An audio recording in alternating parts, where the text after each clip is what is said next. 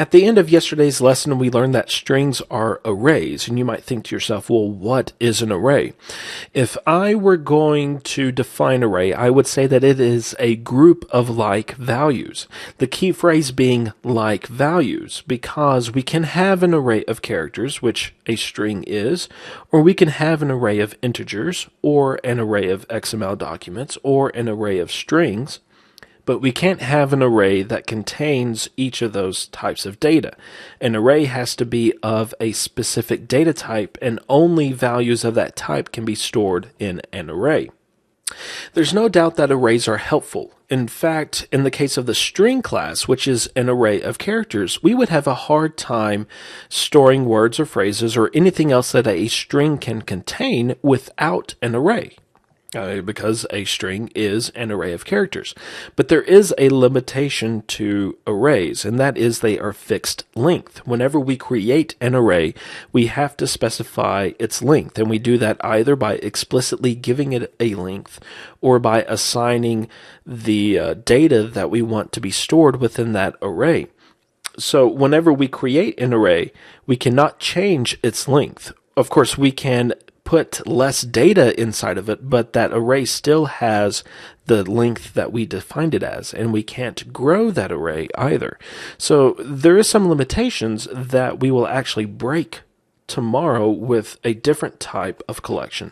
The arrays are very strict, very limited, but we have another type of collections that we can use if we need more flexibility. But that's tomorrow. Today we need to learn how to create arrays, and we do so very easily. And in fact, whenever you learn how to create an array for one data type, you know how to create an array for any data type. So let's create an array of characters. We are basically going to kind of do the same thing as a string, but not actually create an actual string. Okay, so to create an array, we first specify the data type that we want to create, or that we want to contain within this array. So a character in this case, and then we want to say that this is going to be an array. So we use square brackets, and we don't put anything inside of them. And then we have the name of our array, foo, in this case. Now you can notice there is a pattern here that's being used here. And that is because the args parameter is an array of strings. So as I said, whenever you know how to create an array for one data type, you know how to create them all.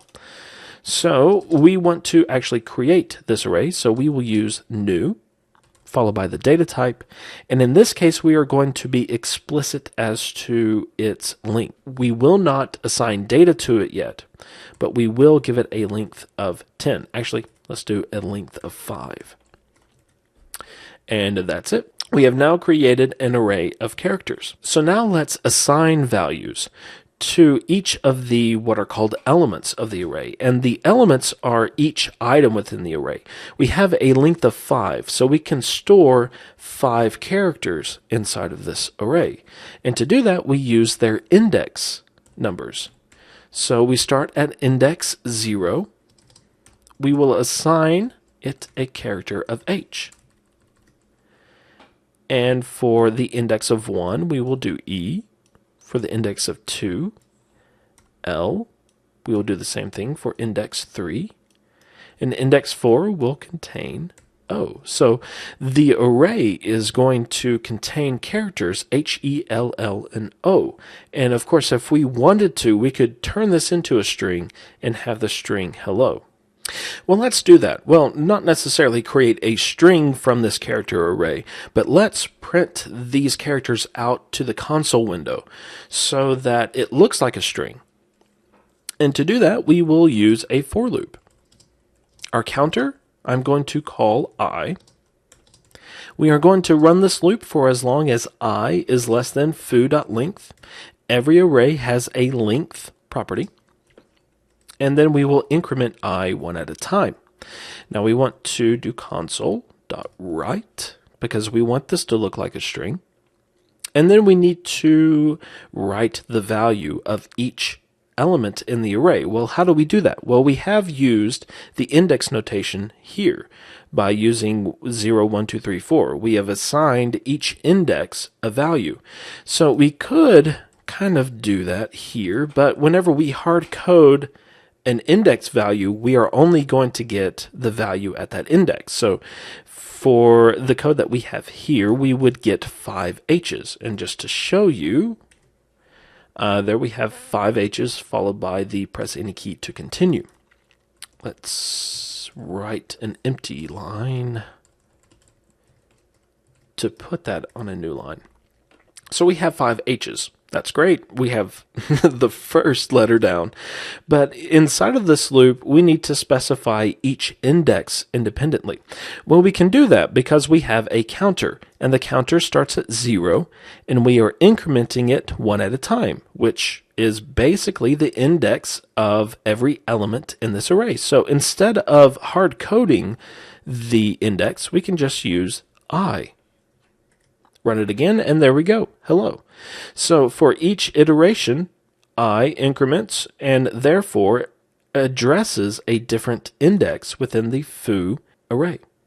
We could get the same results using a for each loop because we haven't really done anything else with the counter.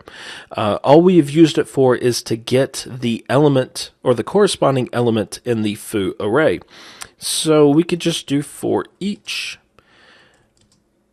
character C in foo, write it to the console. So console, write C, and we get the same results. Now you can see that there's a natural relationship between loops and arrays. Most of the time, if you are going to use a loop, you're doing so to iterate over an array. And it's really what you need to do that determines what loop you are going to use. If all you need is each element in the array, the for each loop is going to work just fine for you. But if you need the counter or the index number or anything like that, then the for loop is going to work better for you.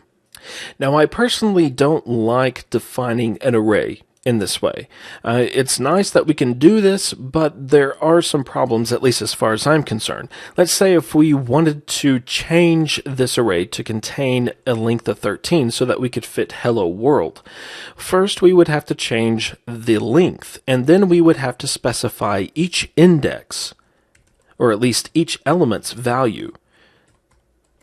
So in order to go all the way to the exclamation point at the end of world, we would have to specify foo, and then the index, and then the value. That's just more headache than I want to go through. Now, there are going to be some times when we do have to create arrays in this way, because we might not know the values that we want to store in each element, but we know the length at least.